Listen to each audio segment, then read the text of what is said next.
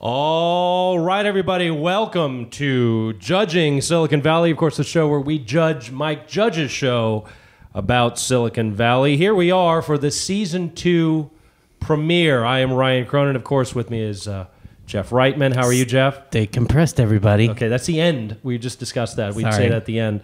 And we have a very special guest here for our premiere episode. Excited to have this gentleman here. It's Mike Capozzola, everybody. It's Mike Capozzola. Thanks for having me. All right, excited. Looking good. You got a whole rugged thing going on here. As we discussed, there's a reason for it. Yeah. I'm going to be sponsored by... No, that's not true. You're going to be sponsored by... Nothing whatsoever. Nothing? Okay, that's fine. You know, dressed up for the occasion. I have an excuse, though. Right. I was in Hawaii, and I took the... Jeff was in Hawaii, I'm not doing shit Yeah. that requires any kind of maintenance. Yeah. I didn't pay any bills. For those of you watching on YouTube, you can see the golden brown tan on Jeff's forehead. Yeah. You can tell he was... 100 SPF Nothing sunscreen. at all. He was wearing a big floppy hat. I don't know, understand that. A gardening hat, He's right? a shade I like to call Caucasian. Yeah, you know, that's good. Were you wearing opera gloves as well? Or No, oven mitts. Oven mitts. Yeah. Oven mitts, that's good. Which apparently don't help you with snorkeling. I thought they did. Yeah. But You went snorkeling. He keeps showing me his snorkeling videos.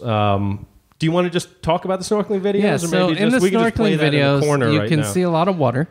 Well, There's tons of water. Yeah. Occasionally you see some sand. Uh-huh. And then occasionally a fish.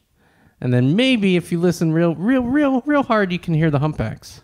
Yeah, I think you added that in post, though. Actually, you shown that. I think it was clearly you just moaning, Yeah, it was fun. Moaning in the background. All right, well, we're excited, everybody. We're back here. We're doing a lot of the At the Movies specials. Season 2. We're going to jump right in here with an announcement here today. Apparently, they got enough viewership last night after Game of Thrones, but we'll take that. Season 3 was just greenlit today. Yay! So there we go. You're stuck with us for at least 22 of these terrible episodes. But we definitely want to talk about Ryan what was... talks for 20 minutes. Yeah, well, that's what I do. But first, again, when we have a new guest here, I'd like to ask, Mike,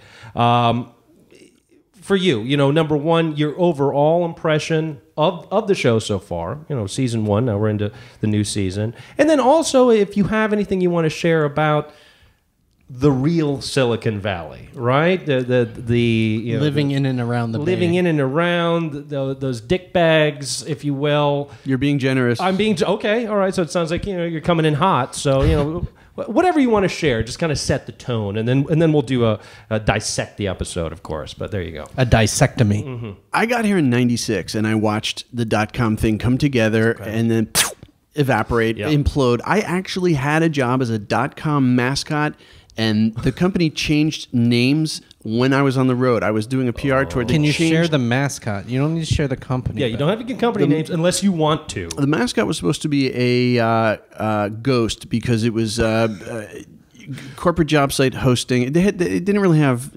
I didn't get the idea behind KKK.com? No, no. But it looked more like a They glob called of it a goo ghost. or a tooth. Yeah.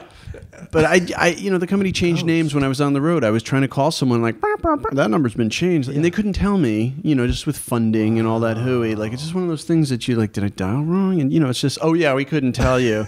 So it's just all of a sudden, everything, your whole world, like, Holy shit.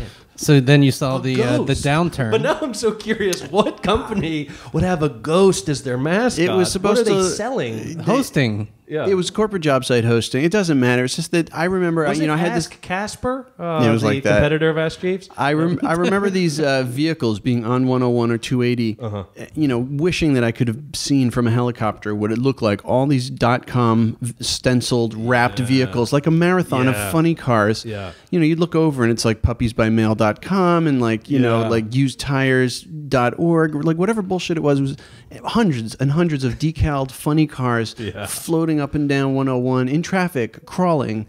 Sometimes competitors next to each other snarling or flicking cigarette butt. It was so awful. And then, of course, I was like, well, that's done. Yeah. But wrong. It came back big. No lessons learned. No, it's very interesting. You bring up the post, what they call the .com crunch or crash, if you will, of 2000, 2001, because a lot of that had to do with funding. So it's very interesting you bring that up because that's what the season premiere is all about, is funding. So you're coming from a knowing place. You've seen it I'm come and go hardly an twice. insider, but I Yeah. just, I was a bystander. I was just on the, but I know nothing about business. But anytime I would talk to someone and go, "How can we curse on the show?" We Of can. course you fucking I can. would say, "How the fuck does this? How is this going to work?" Yeah. Well, we're not set up to make a profit for the first 13 years. So like, I know nothing, and I'm telling you, How that's is this not possibly? how it. Yeah. What is it? It's built on like I'll tell you styrofoam. I'll tell you how it works. There we go. All right. All you need to do is convince enough rich people to give generously. to give and keep giving, and Yeah. you'd be surprised if I think that's the heart of the American capitalist I had a system. startup game It's company. a con job. Yeah. We got $200,000-$300,000 out of people, and there was clearly no chance of our product ever really making money. Like anyone with any modicum of Yeah. sense would be like, no. What was your title with that startup? CTO. CTO. All right. Good. It's easy when there's 4 people. Yeah. You're chief. Yeah. Whatever the I'm fuck glad you're you doing. said CTO. All right. Yeah. That's good. All right. Well, excellent. So here we're kind of setting the tone here. So CTO is in the episode, so it ties in. Yeah. There you go. So here we are. This is the season premiere of episode of season 2. Yes. You'll get it out eventually.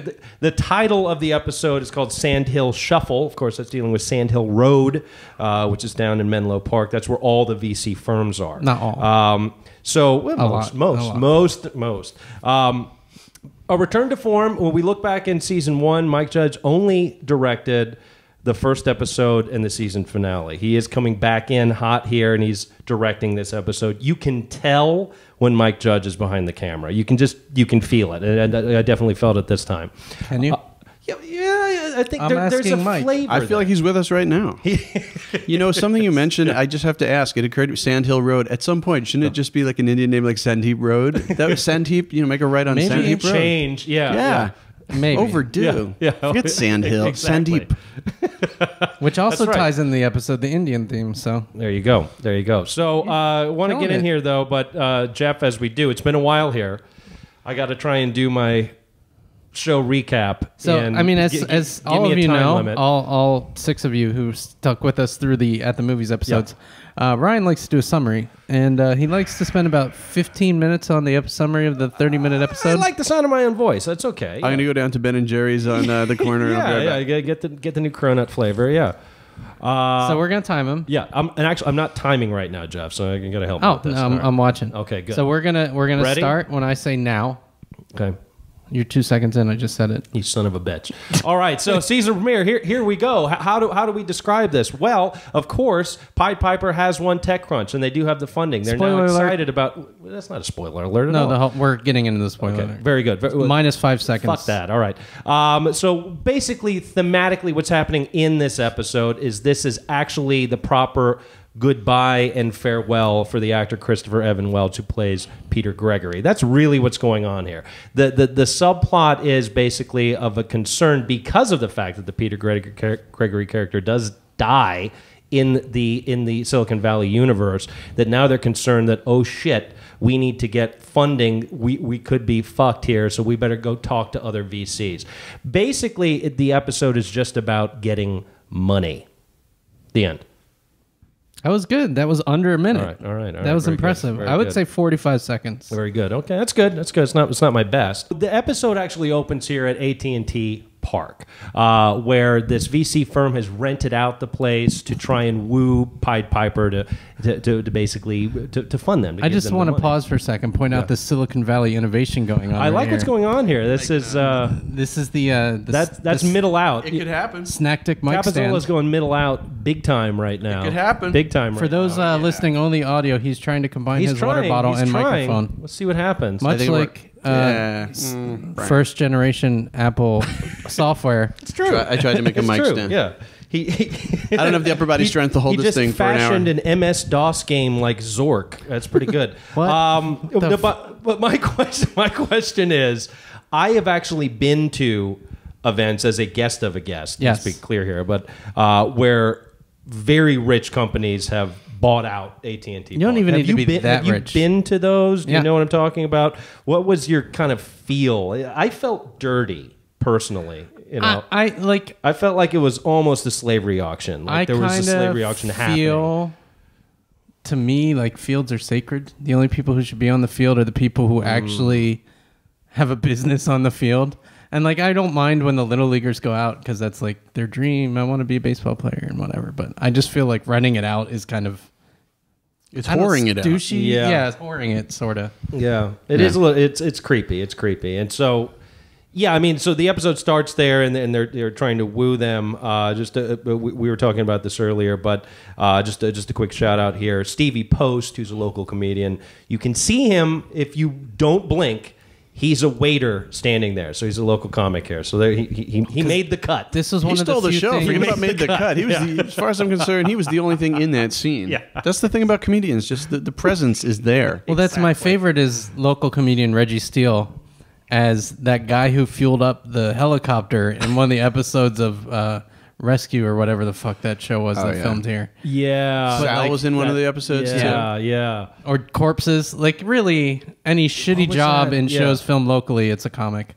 Exactly. They're using a real vein in someone's arm for the syringe. Like, right. Who would agree to that? Oh, yeah. One of the comics. Yeah. Featured at the world famous Purple But Onion. I did like that was one of the few things they filmed in San Francisco that wasn't green screened. Because a lot of the stuff for TechCrunch was actually green screened or in a different building. That's true. So that's true. And, that was cool. Yeah, and the Giants players that are there who are throwing pitches, those are the 2014 draft picks, Tyler Beatty and Skylar Ewing. By the way, notice none of the good players would take that job. Yeah, okay, fine, but all right. So during that, a lot more to talk about here, but we do get again my favorite duo in this show is the Dinesh Guilfoyle love to hate, hate to love relationship, and there is an argument about who is the CTO, which does happen, which I enjoy.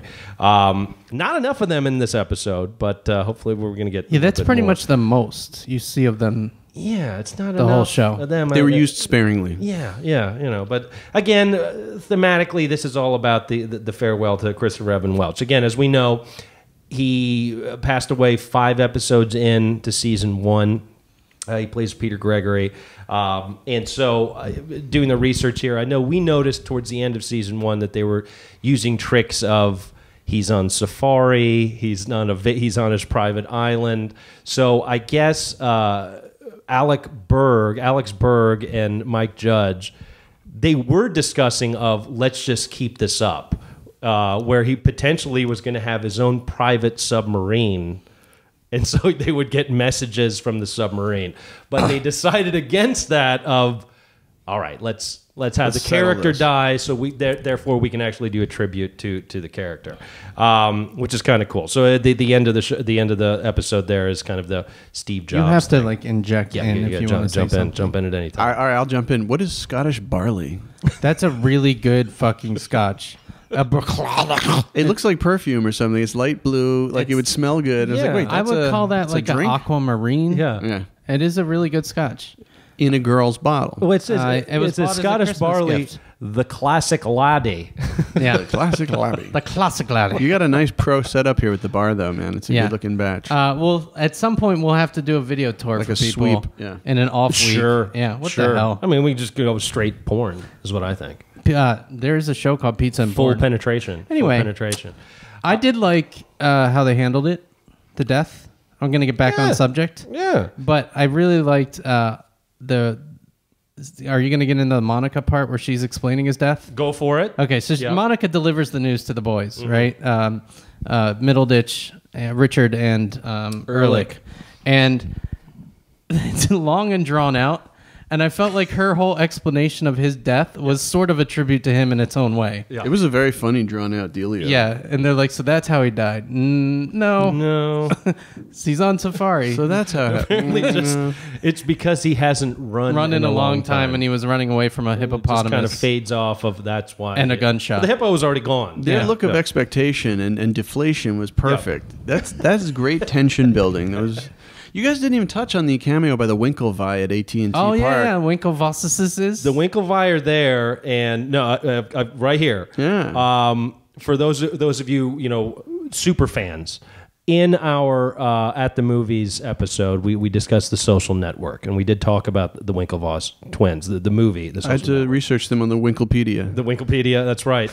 And we talked about... They're probably egotistical enough to have set one up. Yeah. And we talked about the fact that even after everything with Facebook, they're actually quite well off as they own a majority of Bitcoin's share, which is what Ehrlich says, seeing them. You know how much Bitcoin they're worth. Yep. That made me, so there you go. We've thread the needle there. That was You're a welcome. nice You're welcome. throwaway fact line in the middle of the episode. It blends the real world very well. It actually lives in the real world.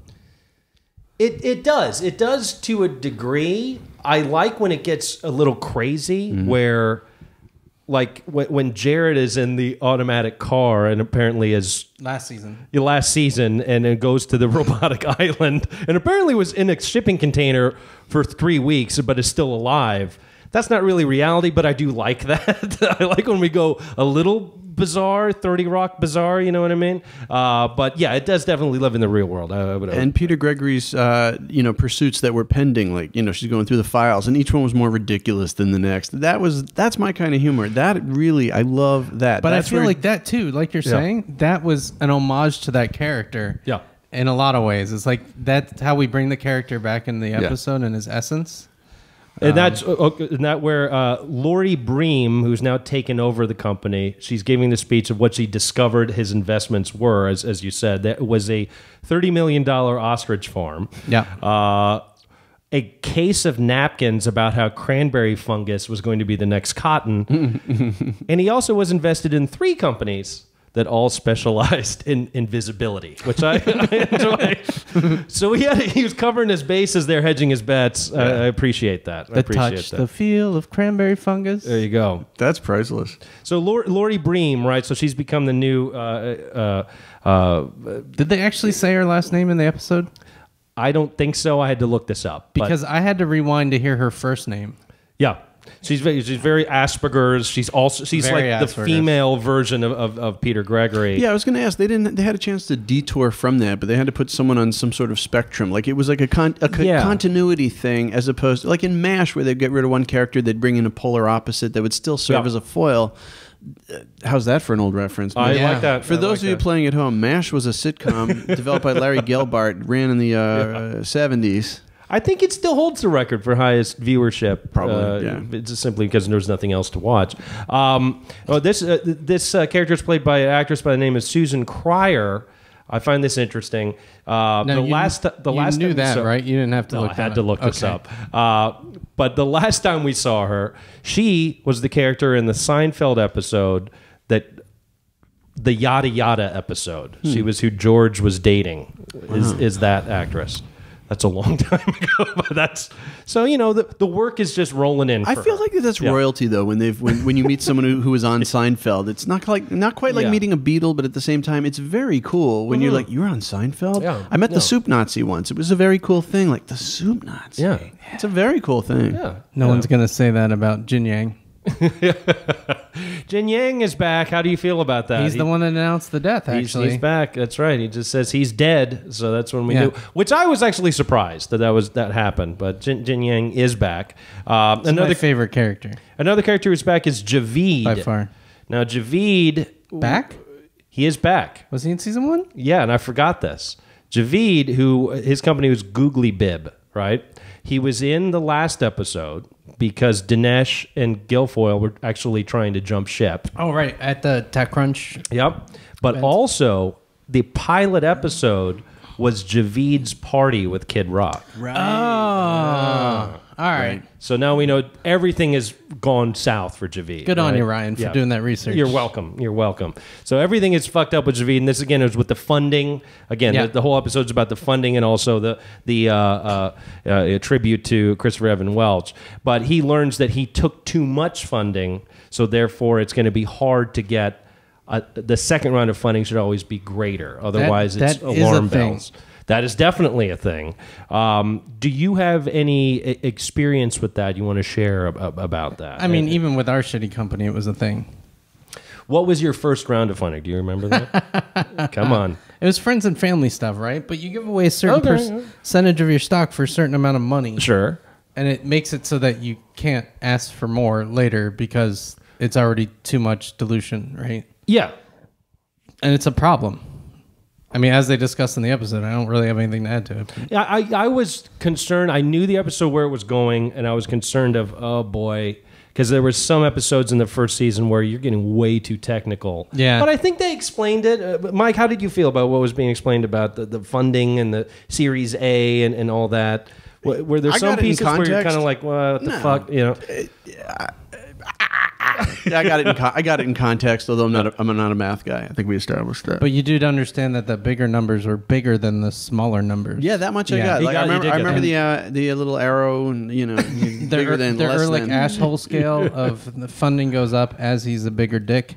I love that. Yeah. Ehrlich is the most watchable character on the show Yeah. for me. He's impossibly funny. The guy, it's so you believe 100% he's that guy. Yeah. I think because he actually sort of is. He's probably playing himself, but it's so good. He's so good at it. Yeah, T.J. Miller. I don't think we've talked about this since the last season, but oddly enough, well, he hosted the Crunchy Awards here in Silicon Valley. I think in between the seasons, and did a lot of very, very biting, volatile humor towards the people in the audience. Good. It's hilarious. You look up TJ Miller Crunchies. You can see the entire host set.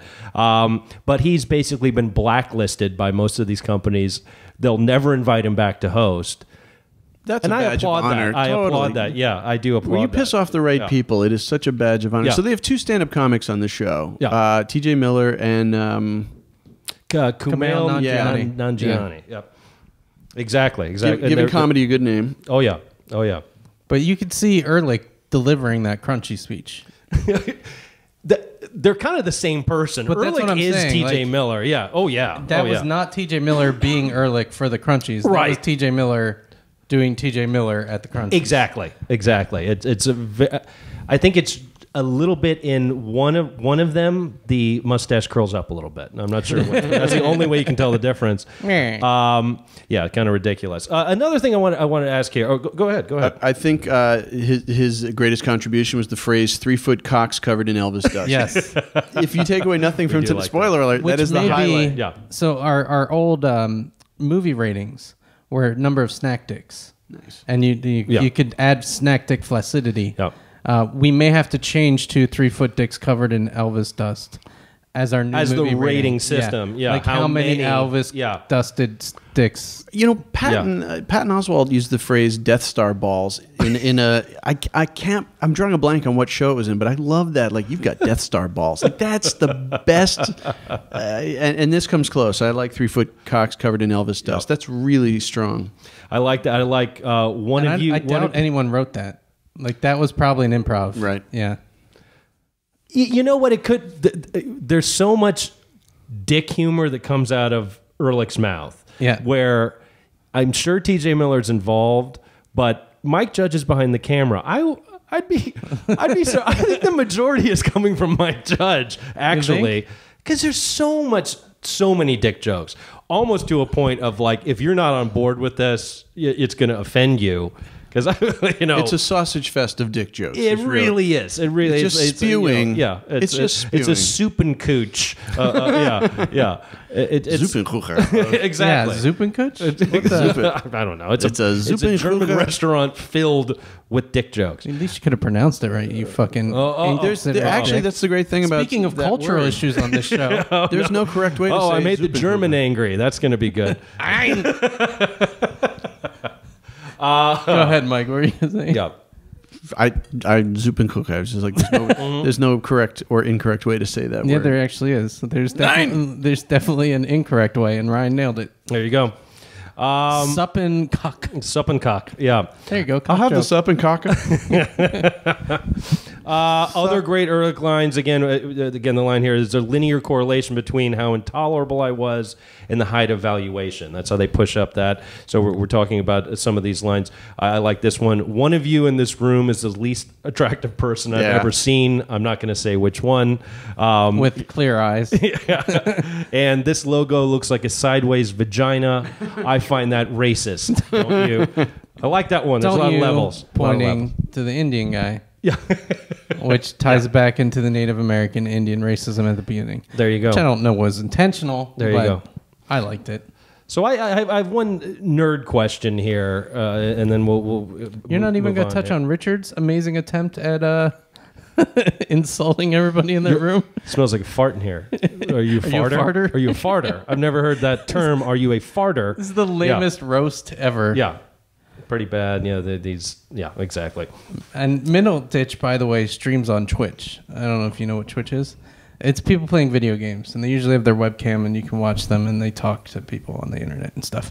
But he streams on Twitch regularly. Yeah, he's been good to us. He gave us a like and a comment about the logo for the show on Twitter. But we appreciate he also that. is not much different from his character when he's on Twitch. No, yeah, he's a little.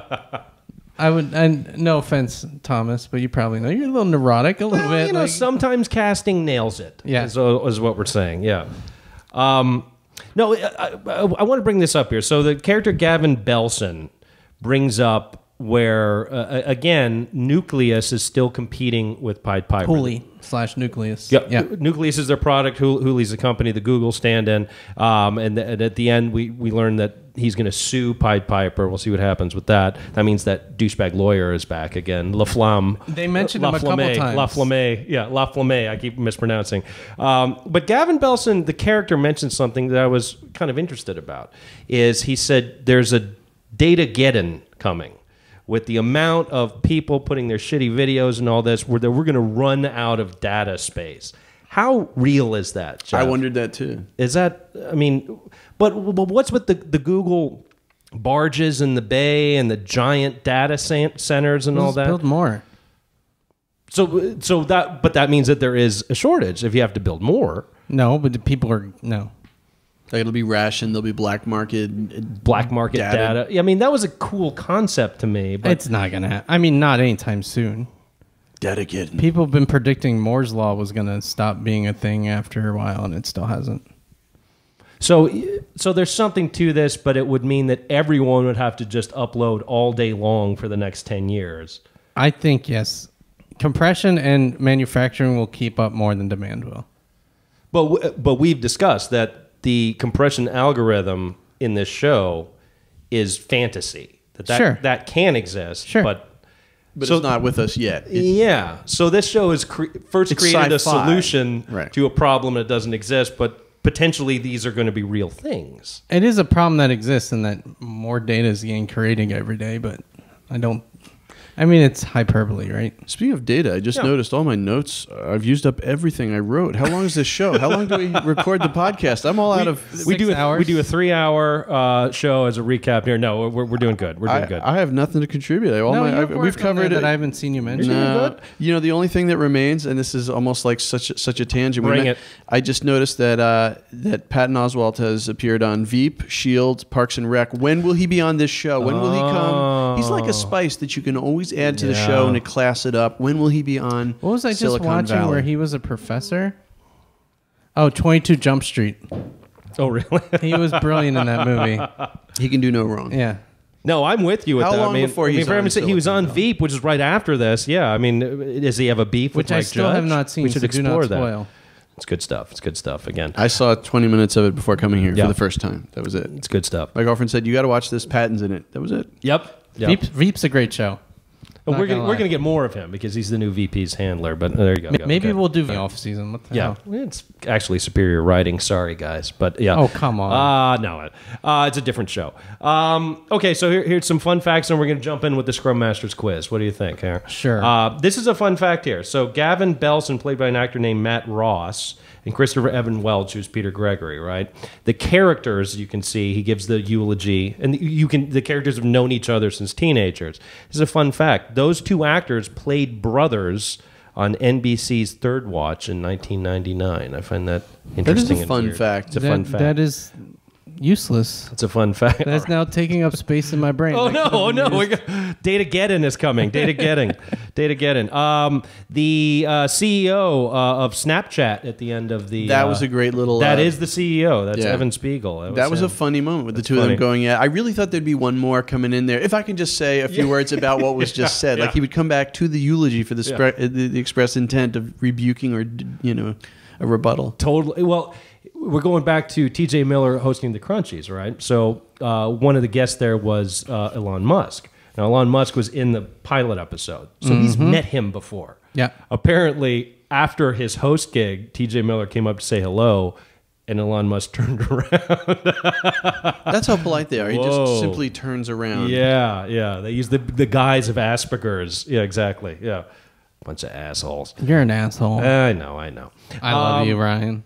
Also, so here's a quick question. This is a warm-up for the Scrum Masters quiz, Mike. We're going to play the Scrum Masters quiz here. The warm-up is, much like the beginning of Game of Thrones, when you watch that beginning and everything builds, sometimes there's a new thing that's been added, right?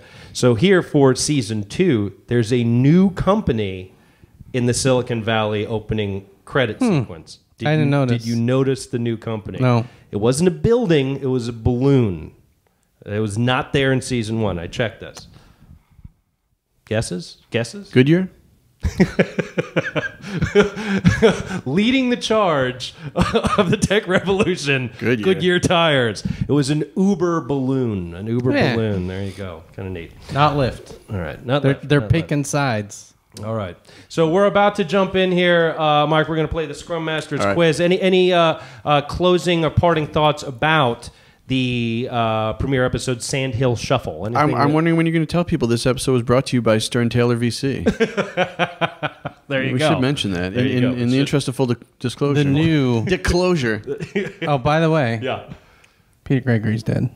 Peter Gregory is dead. Peter Gregory is dead. Is dead. Dead. Peter. All right. Monica.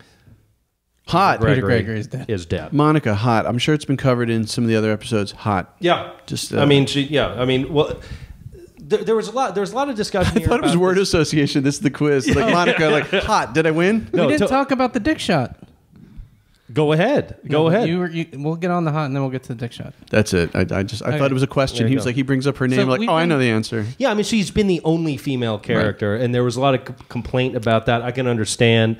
But I think that's also the casting choice of the replacement of Peter Gregory. Going back to what you're saying of her also being Asperger's, I think it's because there's so many of them there. There's so many of them there. It's truly a representation. Totally agree with that. But also, I don't think it's too much of a stretch of saying, well, they're using the exact script that they had for and just plugging her in. Right.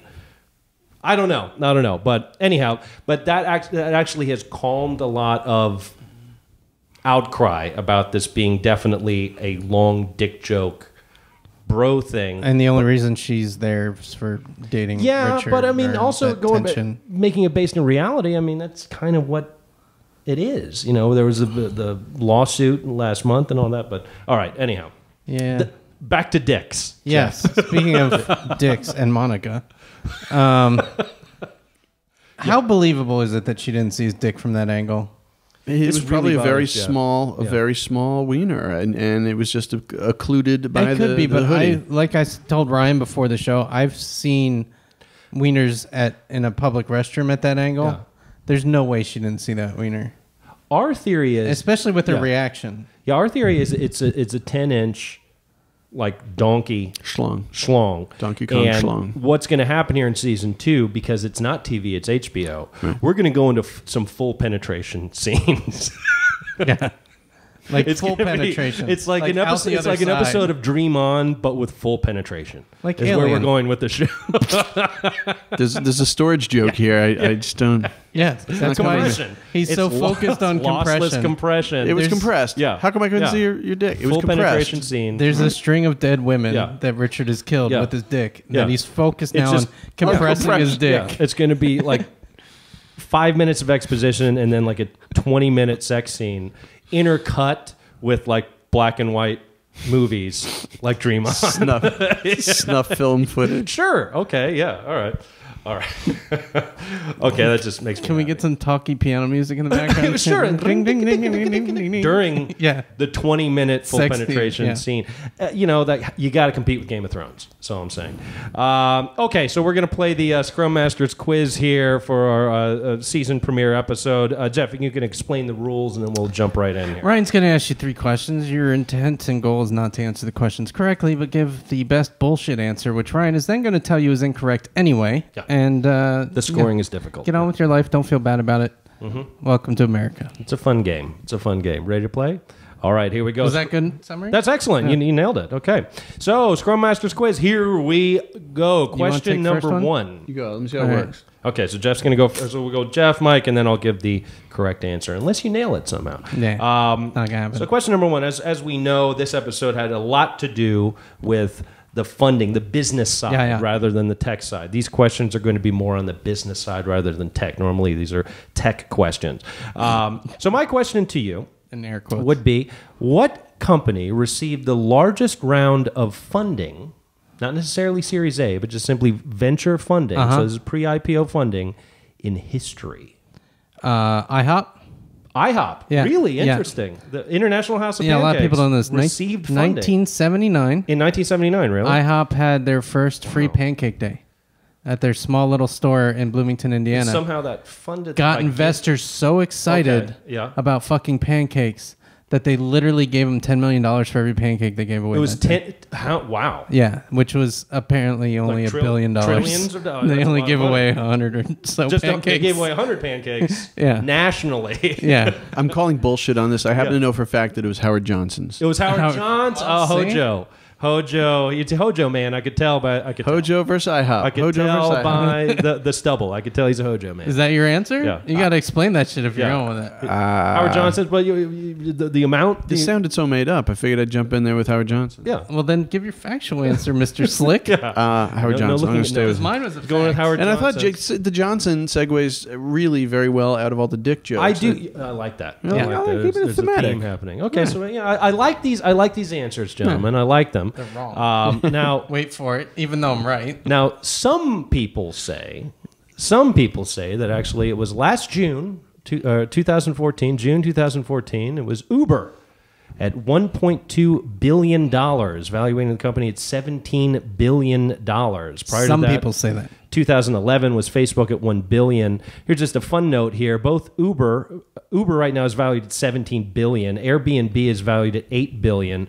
I just find it a fun note because neither company has a product or owns a product. I just find that fucking weird. We are the product. Now, some people say that. Yeah. Some people say, again, And the Uber, service. June 2014, $1.2 billion. But the true answer is, it was in 1979. I got the year I right. got the year right. A company by the name of OptiGrab, by the founder Navin R. Johnson at $100 billion. We both had right. we both had something in there. Come on, Mike, Got it. pound it. Nice. Yeah, That's a jerk Nailed it. reference, folks. That's a jerk reference. Okay, so we're tied up. Everyone's tied up. Looking good. That's 0. Tied up at 0. You're Okay. taking the first one. Don't fuck this up. Question number 2. Again, sticking with the business side. What was the first venture capital firm in history? What was the name of it and also a year?